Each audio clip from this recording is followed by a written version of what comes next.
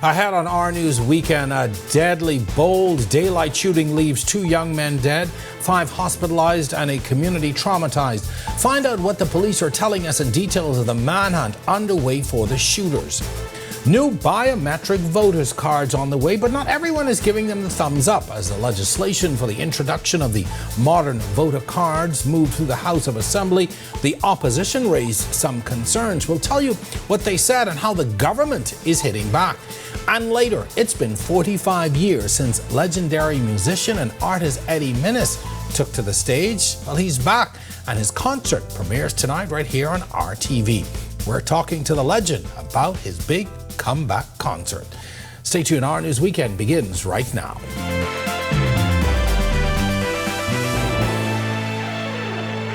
This is Our News Weekend. Thank you so much for joining us. I'm Jerome Sawyer, in for Megan Shepherd tonight.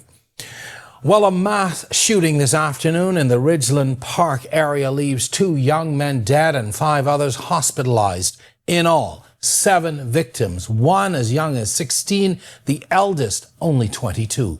The shooters remain at large tonight as police launch a manhunt and step up patrols in the area. Our Danielle Miller was on the scene as details of the carnage unfolded. She gets us started tonight. It was shortly after 2 p.m. Saturday afternoon when police officers were alerted to the shooting in the area of Robinson Road and Roberta Drive. They met 7 gunshot victims on scene, all under 25 years old. A 16 and 20-year-old lay dead in the streets.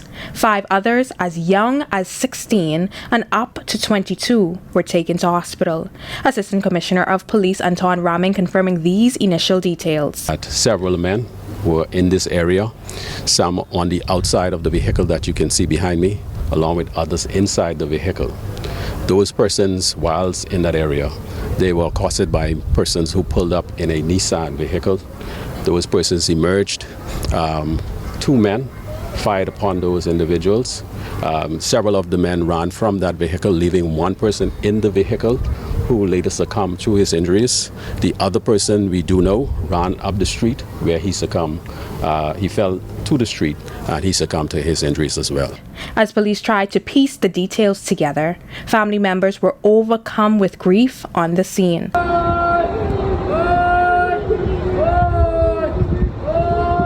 Police are classifying it as a mass shooting. The Assistant Commissioner confirming for reporters that at least one of the victims was wearing a police ankle monitor. Still, the biggest unknown at the time is the motive. We do not know who the targets were at this time. Certainly, we are in the infancy stages of this investigation. We will be looking into the matter.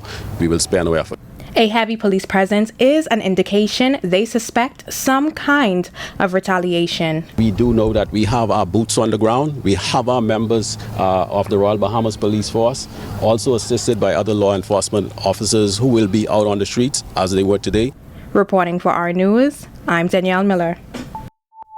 Meanwhile, police are investigating 2 earlier separate shootings on 2 different islands.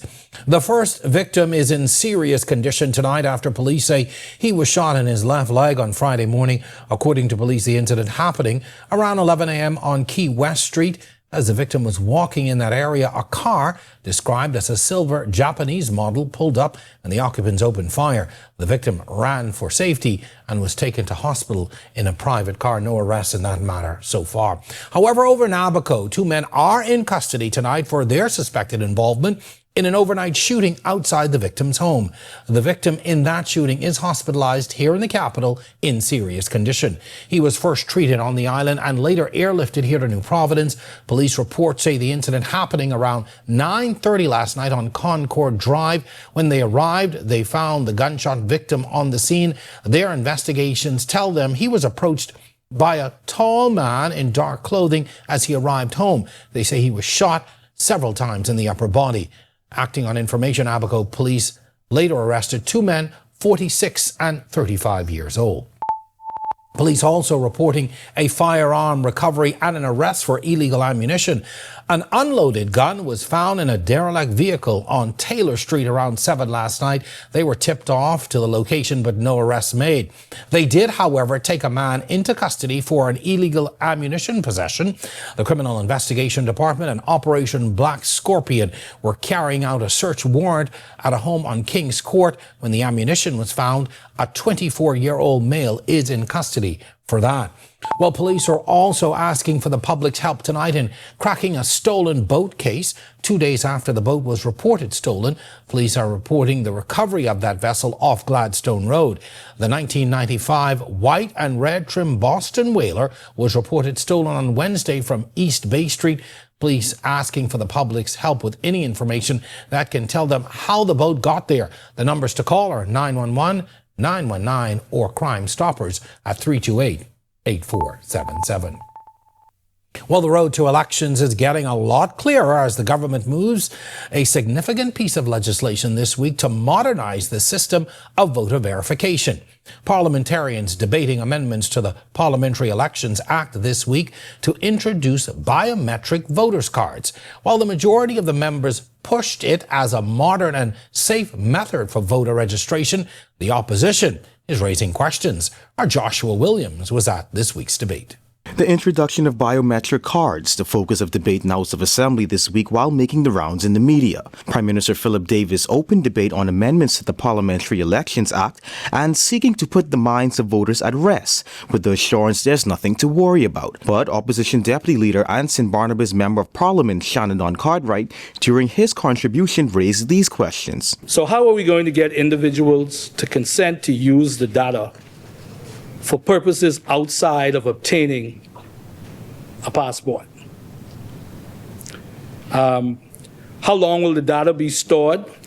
Who will have access to it? We believe that the data should be encrypted and accessed only by authorized personnel, Madam Speaker, and that we need a robust investment in the Data Protection Commission so they have the resources to monitor compliance, investigate complaints, and impose penalties, Madam Speaker. These concerns and more, he says, were presented to the Parliamentary Commissioner and the Prime Minister during a consultation session which also included the third-party Coalition of Independents. He added that while the Commissioner addressed those concerns, taxpayers should know that they were raised publicly. A revelation made by Prime Minister Philip Davis, sparking a back and forth between he and Opposition Leader Michael Pintard this morning as the Prime Minister moved and opened debates on amendments to the Parliamentary Elections Act. The question asked was a foreign company involved in the election management? The answer is no, and still remains no. But the member for St. Barnabas asks, how will the consent be obtained? And it must be in writing. And the Parliamentary Commissioner and his team will see to that. As to the data protection, the fact that you require consent is respecting the data privacy with regard to the passport element of it. These new biometric voter cards ushering in voter identification exercises every 10 years by providing updated biometric data. The bill also introduces the e-poll book, a secure electronic device containing information that will ease the process at the polls in a secure way. Prime Minister Philip Davis sharing what he'd also like to see in the future. To register to vote becomes mandatory, and whether you exercise that right at the end of the day could be by choice. Reporting for Our News, I'm Joshua Williams. Well, the opposition's criticism of the proposed biometric cards drawing criticism from the minister responsible for national security, Wayne Munro, this week as well. While appearing on the RTV Current Affairs show On the Record, he accused the opposition leader of opposing just for the sake of opposing, with no real alternative to what is being proposed. But it's a way of continuously asking questions to stoke conspiracy theories, to stoke lack of belief in something. And it isn't leadership. Well, Haiti has appointed a new national police chief this week amid an escalating gang crisis that's displaced over 1 million people. For the Bahamas, where migration and regional security are urgent concerns, this leadership change could signal a shift in the fight for stability. Our news anchor, Candino Knowles, is following this. Vladimir Parisian took office Friday as Haiti's new national police chief, stepping up to lead the fight against armed gangs that control much of Port-au-Prince and have forced more than 1.3 million people from their homes this year, according to the United Nations. Parisian, a seasoned officer wounded in combat with gangs, vowed "We the people will not sleep," signaling determination to restore order in a country struggling under violence that has claimed thousands of lives. But the challenge remains enormous. Gangs labeled terrorist groups by the United States continue to dominate Haiti's capital, while the Haitian police and army, even with limited United Nations support, are stretched thin. Meanwhile, the Bahamas is actively contributing to regional security efforts. Since October 2024, the Royal Bahamas Defense Force has deployed troops to join a multinational mission aimed at supporting Haitian police and restoring peace. Migration, a big part of the story. A recent 2025 report from the International Organization for Migration shows the Bahamas hosts nearly 67,500 international migrants, about 17% of the population, with Haitians making up the largest group at more than 17,700. Between 2021 and 2024, the Bahamas forcibly returned over 7,700 Haitian nationals, according to IOM data. More than 60% of those deported had been working in construction. 12% held skilled or technical jobs, a reminder of the deep ties between our nations. On the new police chief's appointment, Haiti's newly appointed council president, Laurent Sincere, said, "Everything rests on one thing: security." As for the Bahamas, peace in Haiti, not just a distant hope, our leaders are calling it a critical regional necessity, with hopes of better days ahead. Reporting for Our News, I'm Candino Knowles.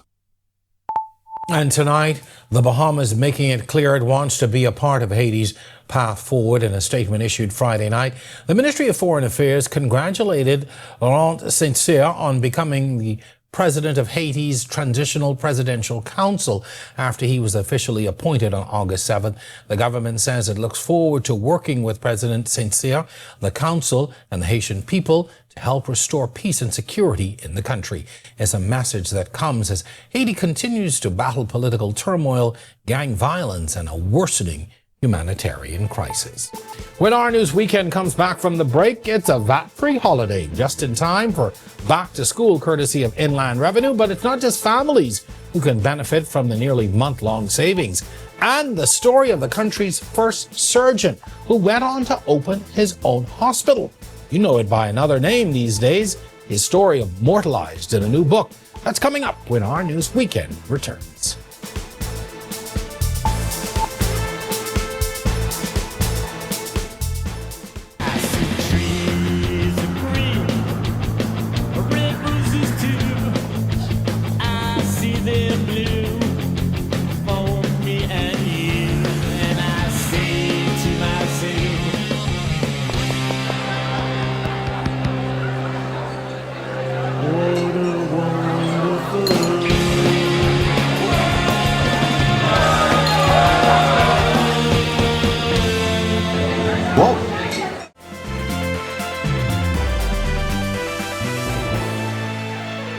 It's beginning to look a lot like the back-to-school season, and for parents worried about rising costs, there's good news. Starting Sunday, that's tomorrow, August 10th, the Department of Inland Revenue is bringing back its VAT-free holiday to help you save on everything your kids need for school. From clothes to shoes to laptops and stationery, you won't have to pay the usual 10% VAT from Saturday through to September 6. Controller Chandra Strawn spoke to the VAT holiday at this week's press briefing at the Office of the Prime Minister. All the usual things. You buy your personal computers and laptops and tablets, as long as the cost is under $3,000 a unit. So you could buy anything. So the school children, but also businesses. If this is a good time to kind of purchase, equipment for your business. So also computer-related things, accessories like keyboards and monitors and printers, all those types of accessories, as long as the unit cost is under $1,000 or $1,000 and under. Well, as you heard there, it's not just for students. Teachers and even small business owners can take advantage of the savings on clothes and computer gear too. There's no real restriction on clothing. So because we do take into consideration teachers, they have to buy clothes too. And so we don't only limit it to uniform. Clothing and footwear, there's a limit on footwear as well. Tennis shoes, I think your footwear has to be under $200 and under per unit. Well, a pioneer in Bahamian healthcare immortalized through his son's eyes. Doctors Hospital Director Barry Rassin launching a new book in tribute to his father, the country's first surgeon, the late Dr. Maya Rassin, who had a lasting contribution to medicine in the Bahamas. The Rassin story, a story of love, loss, and leadership.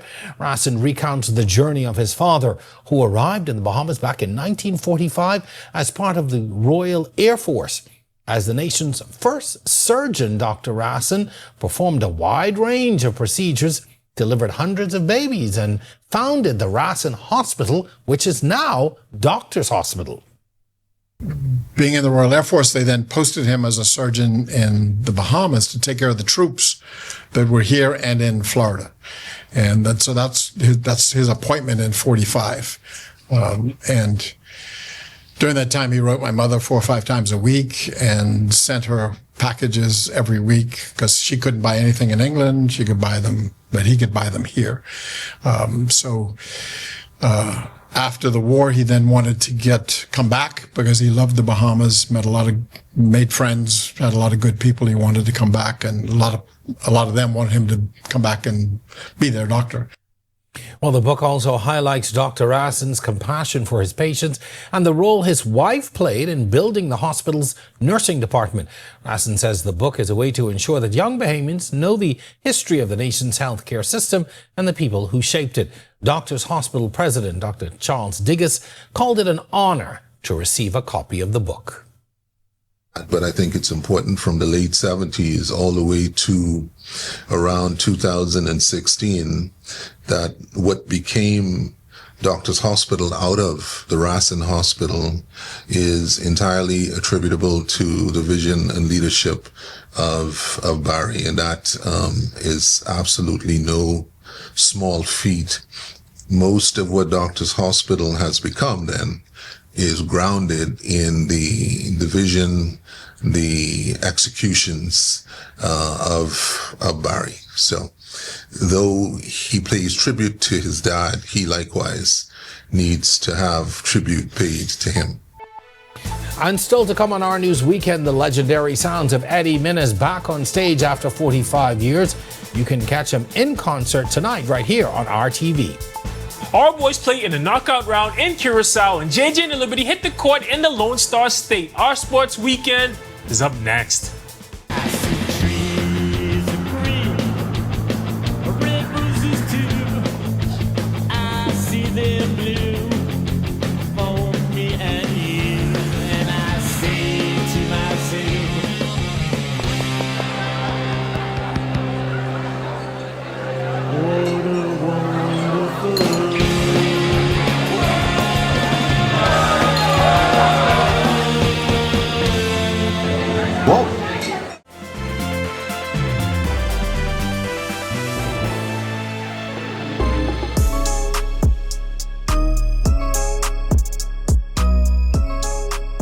Good evening, I'm Tage Adderley, and we are back with our sports weekend. We talked last week about the U15 boys national soccer team playing in the CONCACAF tournament in Curacao. Well, they played in the knockout rounds yesterday. Here's how they did. The squad went 1-2 in group play over the week, losing 5-1 to Bonaire on Monday, 2-1 to Dominica on Tuesday, but they rallied on Wednesday to beat St. Vincent 2-0, allowing them the opportunity for the rematch against Dominica.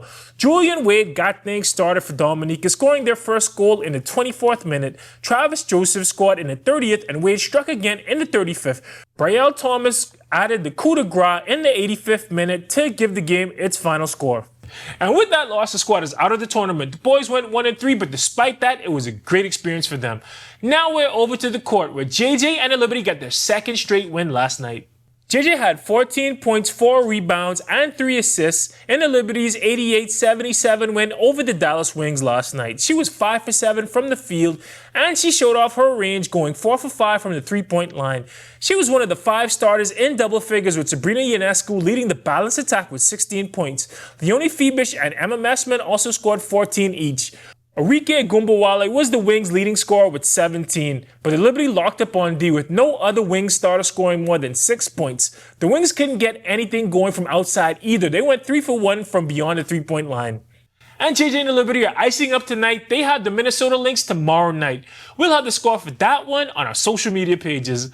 Well, that's a wrap for sports this evening for our Sports Weekend. I'm Tage Adderley. I'll see you tomorrow night.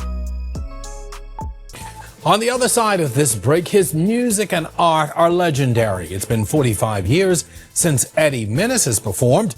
Find out why he decided to return and where you can watch his legendary comeback. Stick with us.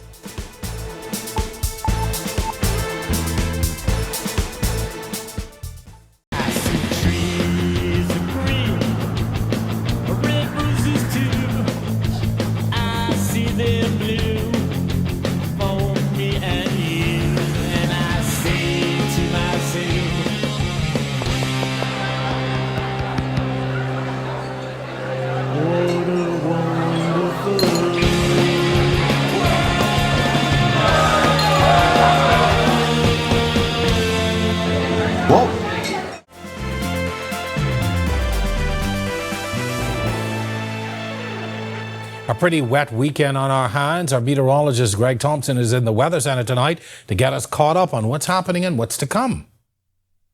Yeah, thanks, Jerome, and a happy Saturday evening, everybody. Gray skies around the northwest Bahamas today as we still have the disturbance in general vicinity. We should have in a short while in satellite. 87 degrees is our current temperature, so it is warm now. Cloudy and humid. East-southeast winds at 9 miles per hour. Your field strike temperature is at 93.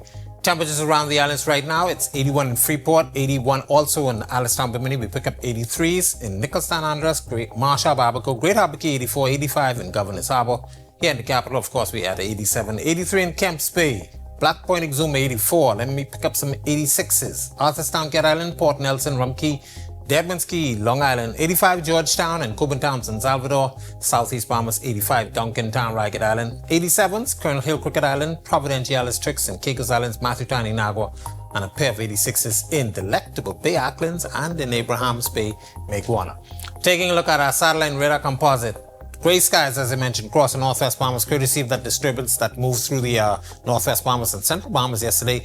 Basically stalled out just to the west of us, so we're going to continue to keep the showers and clouds as well as some isolated thunderstorms in the forecast as the system slowly migrates towards the west. High pressure expected to build in, so we're looking for some improving conditions for the second half of the weekend and into early next week. The tropics, we were watching 4 areas. We're now watching only 2. The area to the north of us, National Hurricane Center, has basically discontinued any kind of watch for that. Very shared out system. Also in the Gulf of Mexico, we also have these 2 systems, as I mentioned, out there in the open Atlantic that we're going to continue to monitor. National Hurricane Center giving the first one, which is basically in the central Atlantic, a medium chance for formation, low to medium, but this system will stay in the open Atlantic. Then we have this very strong and vigorous tropical wave coming off of Africa. We have to watch this one because we have about a week before it gets very close to the island chain. So we'll continue to monitor this as well.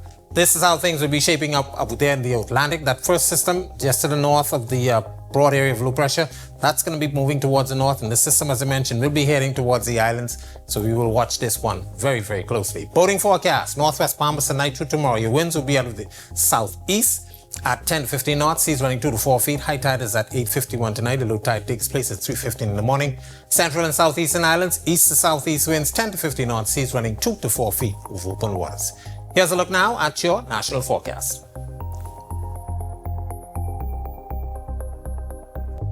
In the extended forecast, improving conditions. Still stick a few showers in there on Sunday, but Monday, early next week, we expect things to be rather quiet.